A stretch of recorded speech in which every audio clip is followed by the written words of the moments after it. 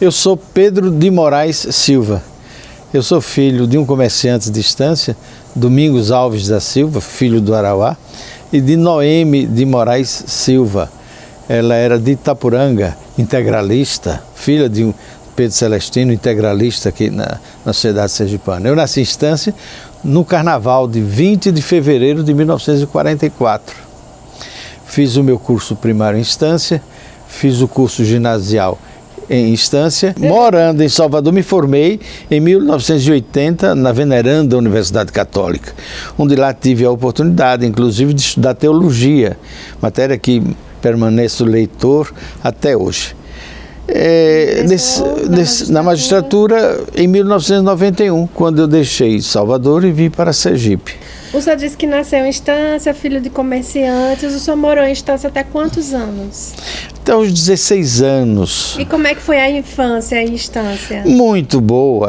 Veja, eu não tenho mágoas, eu só tenho saudades. Muito boa Estância. O pai do senhor tinha comércio de quê? Eram armazéns, mas muito grandes, com vários empregados. E eu tinha 10 irmãos. Éramos 11 na família. Então, e minha mãe muito pândega, muito alegre, gostava de música. Ela que na juventude tinha sido pianista, cantava as músicas, os clássicos populares italianos. E lá em casa era uma festa, as minhas irmãs coristas, né, da igreja, minhas irmãs eram solistas.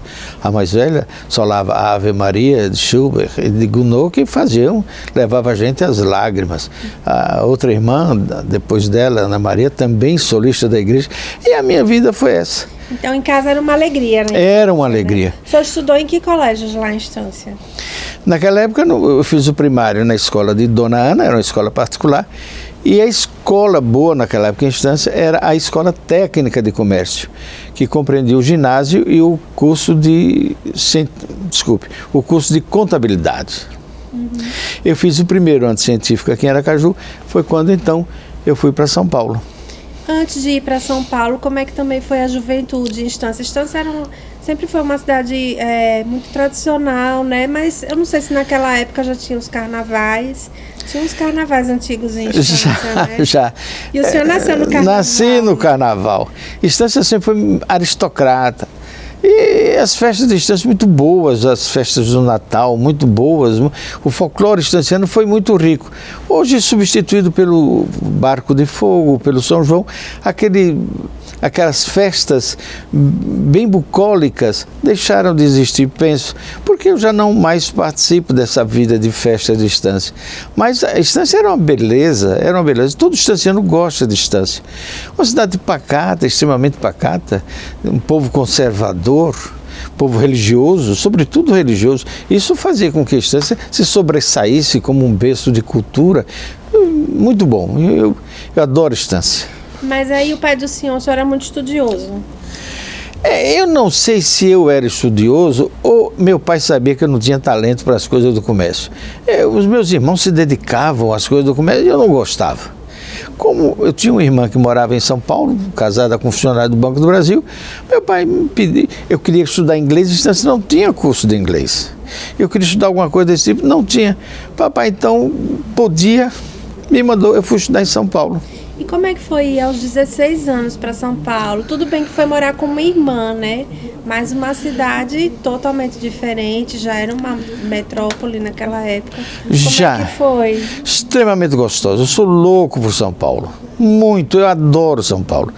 Na época que eu fui, não havia essa dificuldade que existe hoje, essa beligerância, essa criminalidade desenfreada. Não, São Paulo era uma cidade alegre, de festas, eu dançava no Clube ESSO. Eu sempre gostei de São Paulo. Estudei na Igreja Metodista, numa faculdade da Igreja Metodista, onde eu fiz o curso de Química.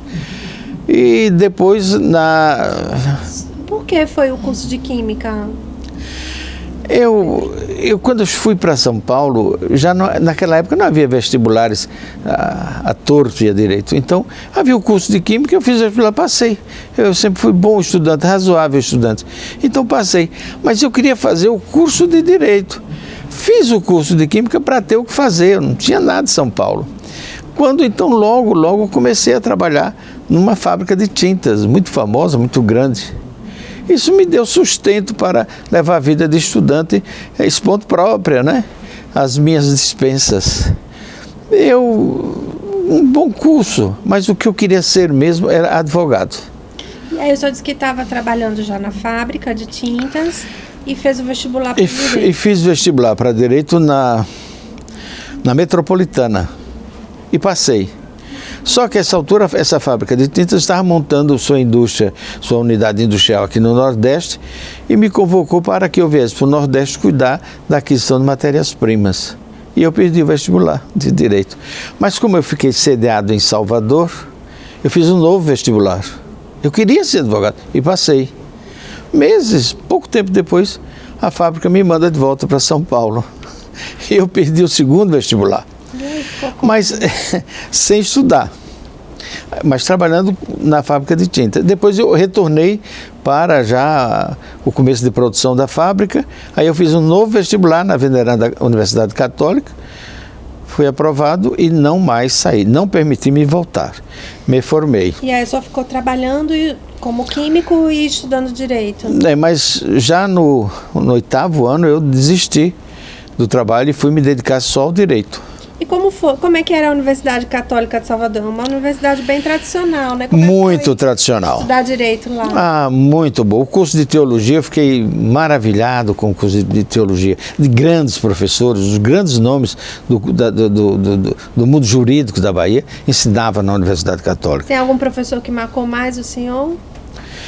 Olha, tantos marcaram. Thomas Bacelar, que foi presidente da Ordem, Marques de Azevedo, grandes professores, muitos deles. O senhor conservou alguma amizade daquela época ou depois o senhor veio morar aqui? Se você me perguntasse se eu tenho alguma mágoa, eu diria nenhuma. Há, sobretudo, uma que eu às vezes nem gosto de me lembrar.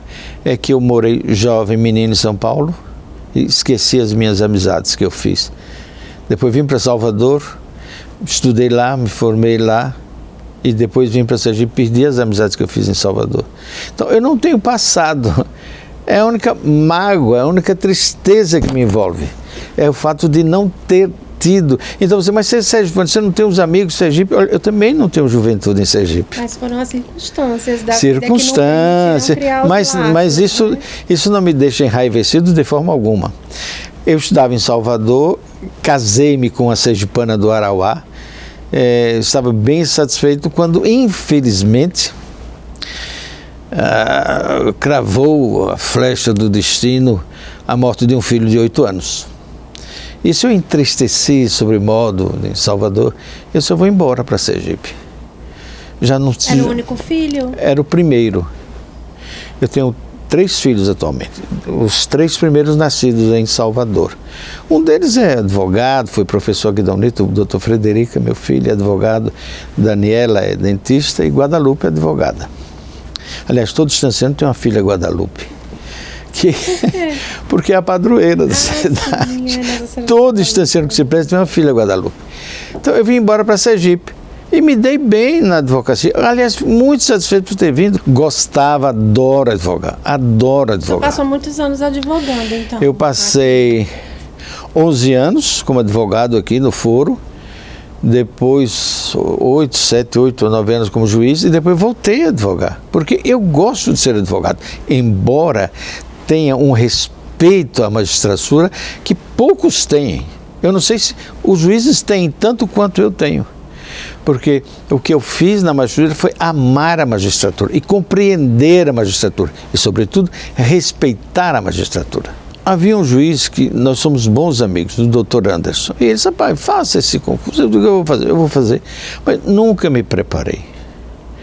De sorte que, na véspera do concurso, eu estava procurando uma constituição atual, porque a minha eu não tinha. Eu fiz e passei e fui assumi com unhas e dentes. Aliás, o Diário Oficial está aí com o registro das minhas sentenças.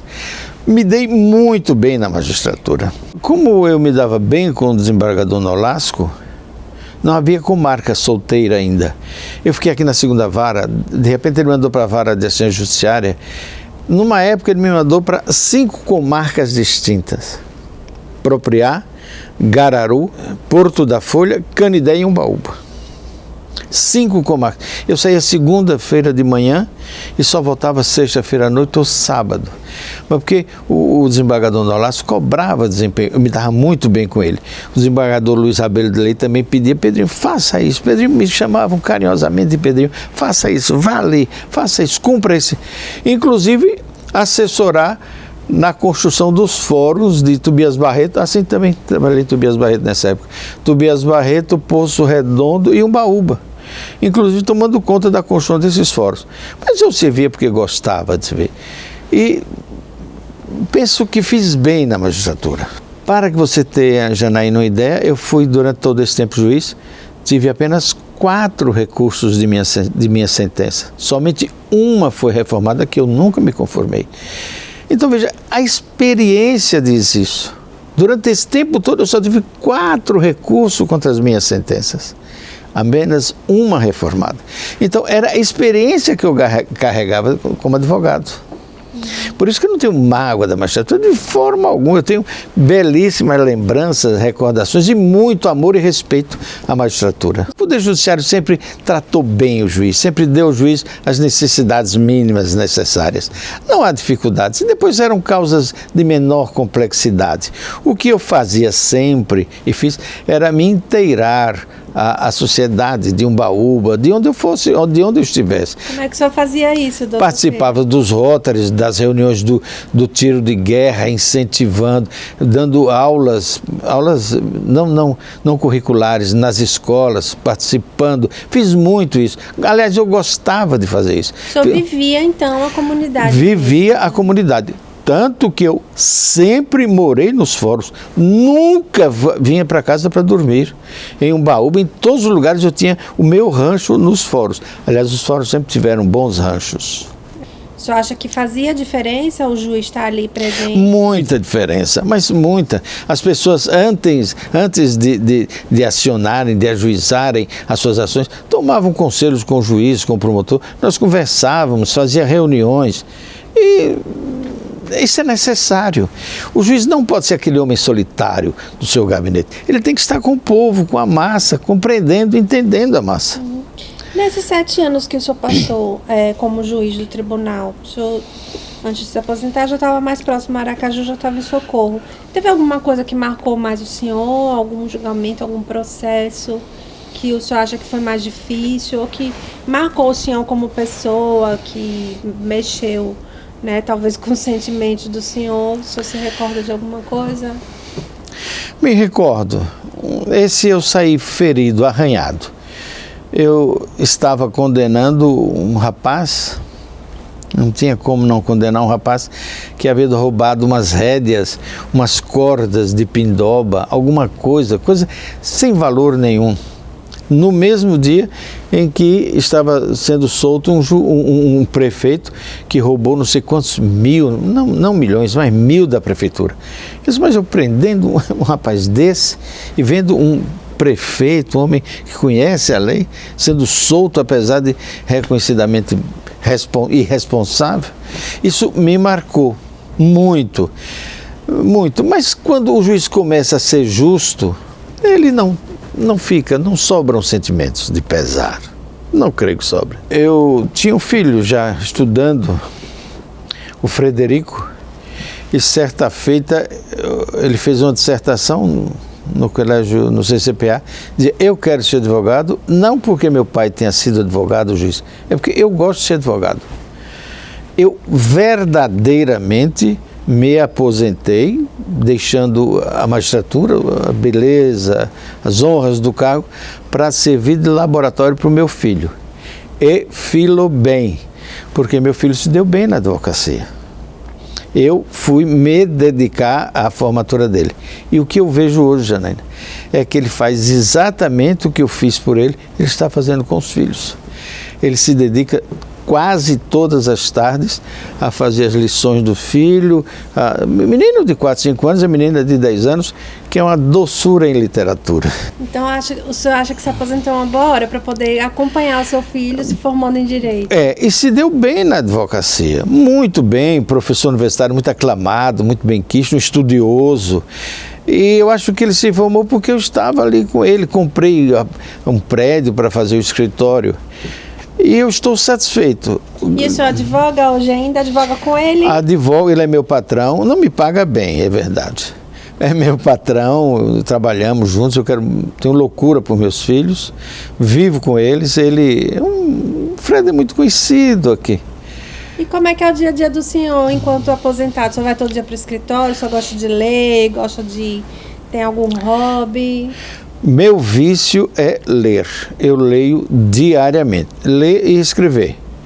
Eu leio diariamente. Mas chego no escritório às 7h30, a meio-dia, depois volto às 2, às 5 e à noite para ler. Eu não tenho hobbies. Meu hobby é só ler. Mas não frequento reuniões, pouco cinema, ou nenhum cinema, aliás, só na televisão, não é? Mas o senhor confessou aí que gosta de escrever também, tanto que já escreveu 2 livros, né? É. O primeiro livro foi Lampião Mata Sete, em 2011. Por que o senhor decidiu escrever esse livro, doutor Pedro? Veja, em 1961 eu comprei um livro sobre Lampião. E li sobre Lampião a Nelly Cordes, da Universidade de São Paulo, uma pobreza horrível, pobreza literária. Mas eu vi que havia um mundo encantado dos cangaceiros e tentei aprofundar na leitura. Não havia tanto romantismo, mas me aprofundando, li Ranulfo Prata, que era um médico, um literato sergipano, estranha a origem dos cangaceiros. E eu fui ver quem era o Lampião, na realidade um bandido. Eu fui escrever sobre Lampião. Quando concluí o livro... Quanto tempo o senhor ficou escrevendo? Mais... escrevendo sobre Lampião? Uns 18 a 19 anos. Porque quando eu escrevi, eu vi que todo mundo já tinha escrito aquilo. Aí eu parei, mas não vou publicar o que todo mundo já publicou. Quando em 92 eu fui assumir Canidé, eu conheci lá um rapaz que conhecia muito bem o cangaceiro. E me mudou a imagem que eu tinha do Lampião. Como o senhor via Lampião e como o senhor passou a ver? Como eu passei a ver.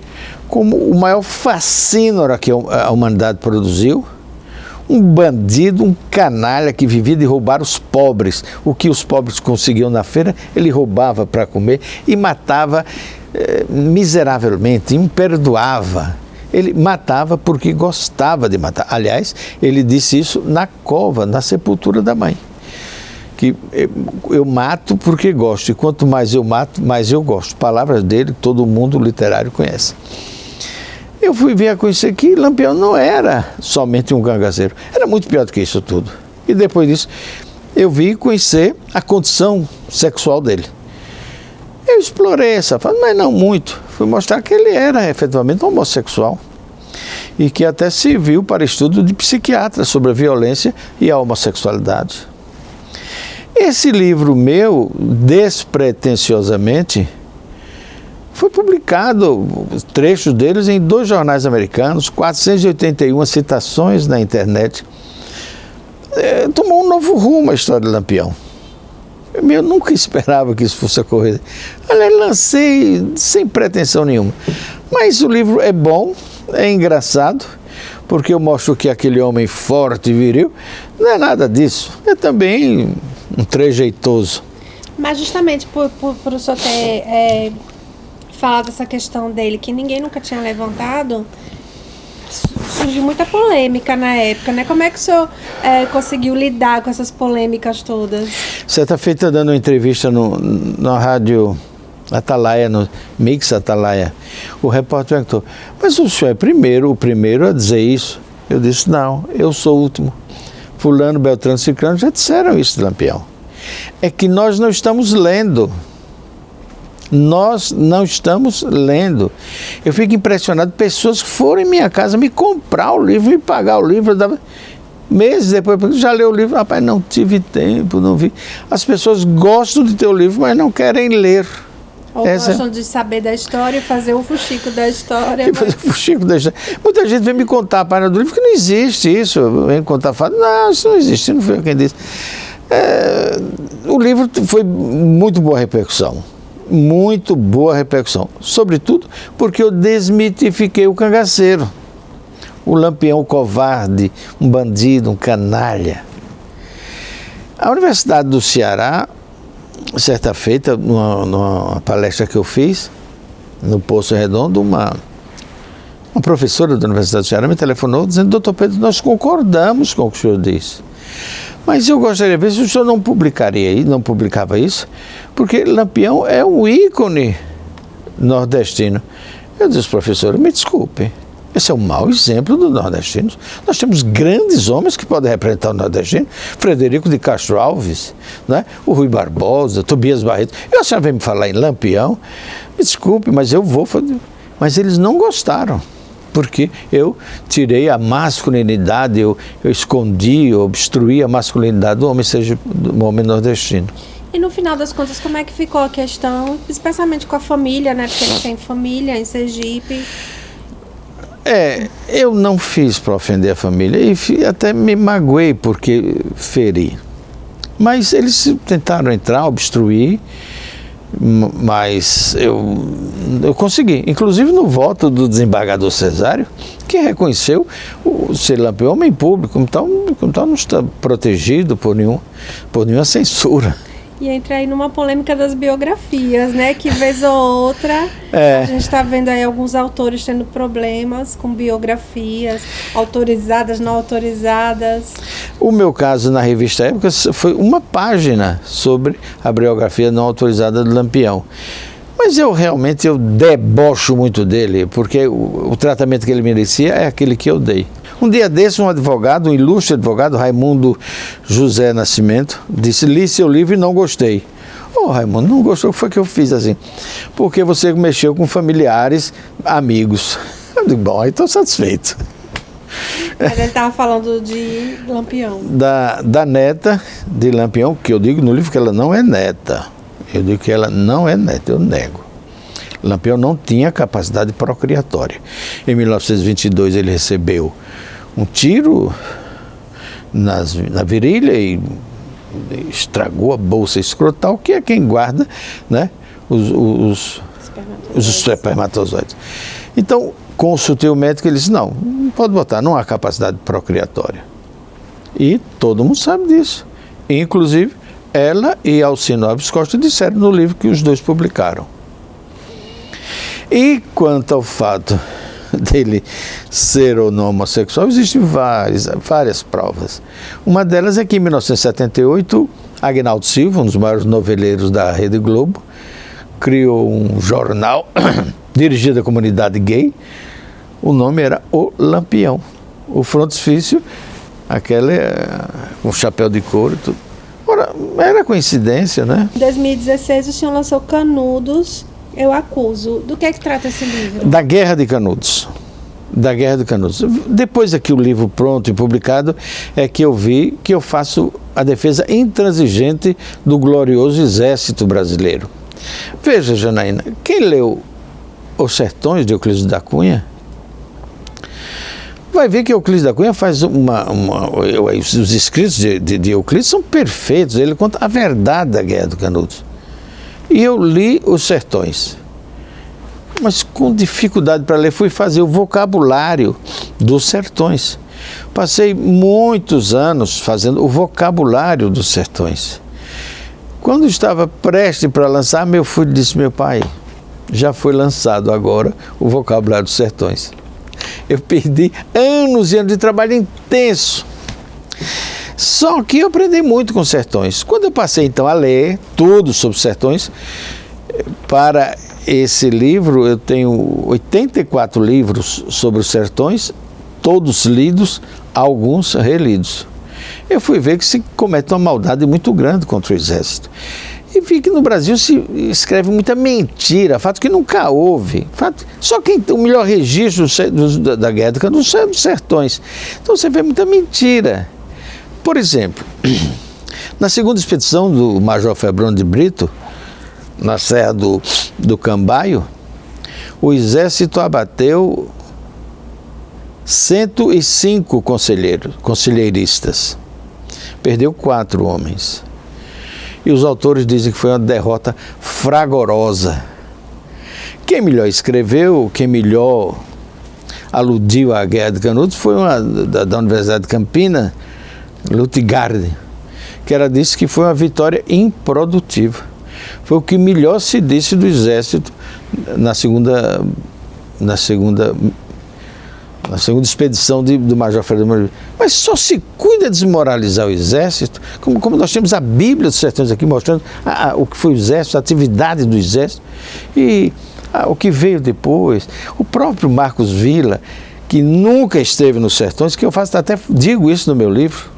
Marcos Villa não tem a menor ideia do que houve de fato, ele escreveu pelo que ele leu dos outros. Eu fui 13 vezes a Canudos com o guia e ele me disse: doutor Pedro, o senhor foi o único, o senhor e o Leone de Salvador, que veio escrever sobre Canudos e esteve aqui. Porque todo mundo escreve sem vir aqui a Canudos. O que eu não vejo possibilidade. Sem conhecer a mesologia, seria incapaz de você escrever sobre Canudos. Enquanto todos deificam o conselheiro, eu mostrei que ele era um homem violento, um louco bronco, como disse Euclides da Cunha. Digo a mesma coisa, eu estou acusando o conselheiro, inclusive de conivência em assassinatos. E aí o senhor não sofreu nenhuma retaliação, como foi com o livro de Lampião, não? Não, porque ninguém conhece a história de Canudos. Eu tive mais medo de retaliação na história de Canudos do que em Lampião. Mas ninguém sabe a história de Canudos, ninguém lê. Ninguém lê mais. De sorte que eu tive um... Você escreve, você dá o livro, você leva o livro na cabeça. Você leu? Rapaz, não li, não tive tempo. Mas lê todo dia o WhatsApp. Né? É a única crítica que eu faço à literatura, do que eu dela pude participar, é isso. Então eu escrevi esse... Então tem que ter um feedback, né? Tem que ter. Eu não escrevia para ganhar dinheiro. O que eu gostaria de ouvir o leitor discutir comigo. E o senhor tem algum livro aí no prelo? Ou parou no segundo? Não. Vou lançar.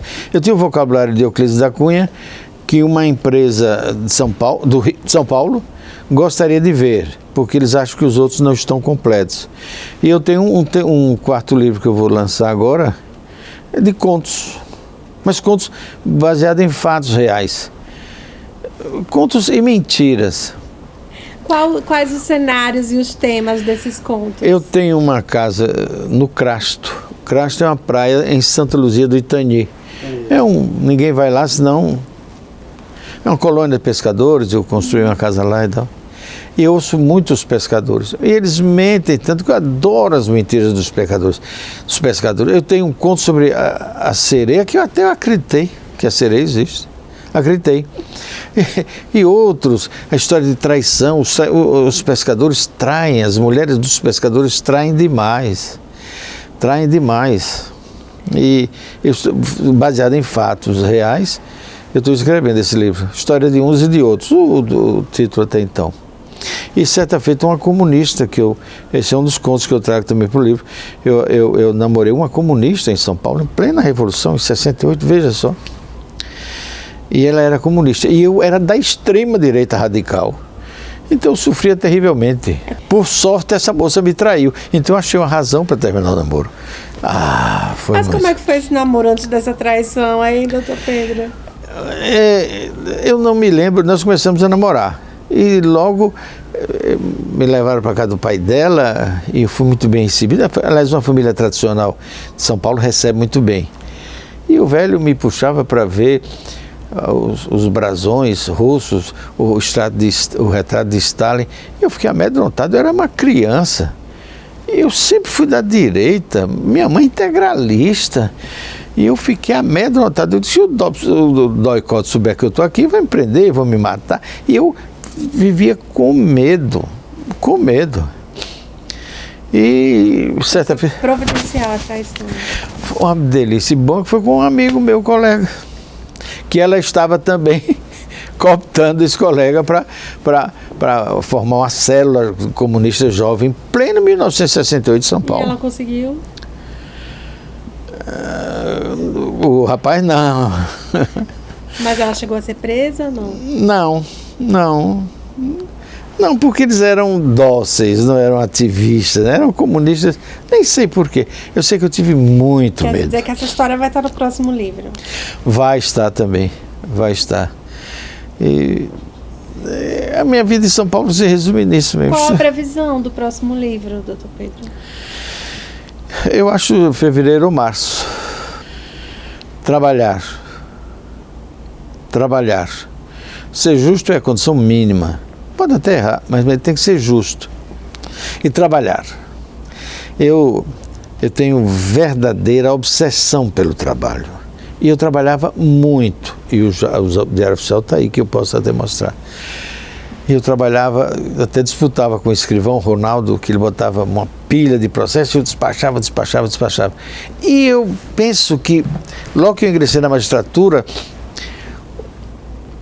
não sei se Antônio Góes pediu que eu fosse a Lagarto, porque vários processos, e eu peguei os processos velhos e designei a audiência, e a parte apareceu,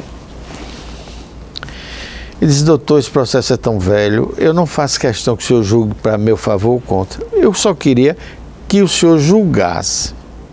Naquele dia que eu vi que o povo quer é sentença.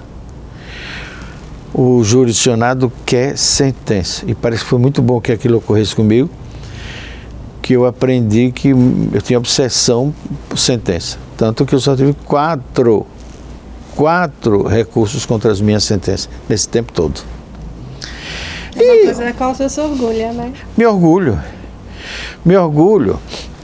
Certa feita, numa ação pequena, um pobre roceiro lá em Umbaúba, construindo naquela faixa de domínio do DR. O DR me pediu que estava perigoso, um automóvel tombar, e eu mandei chamá-lo. E muita gente do DR está ouvindo, né? E o velho veio humildemente, sentou, e eu mostrei a ele que aquela construção não era possível, porque essa faixa de domínio do DR, o DR poderia até deixar ele plantar mandioca, milho, mas não construir, o senhor não pode. Ele disse: doutor, o senhor é juiz federal? Eu disse: não sou. Ele disse: porque eu só aceito ordem de juiz federal. Eu digo: bom, aí eu não posso fazer nada. Aí o pessoal diz: o senhor não vai fazer nada? Eu digo: não, ele só aceita a ordem de juiz federal, vou contrariar o pobre velho? Não vou. Isso marcou.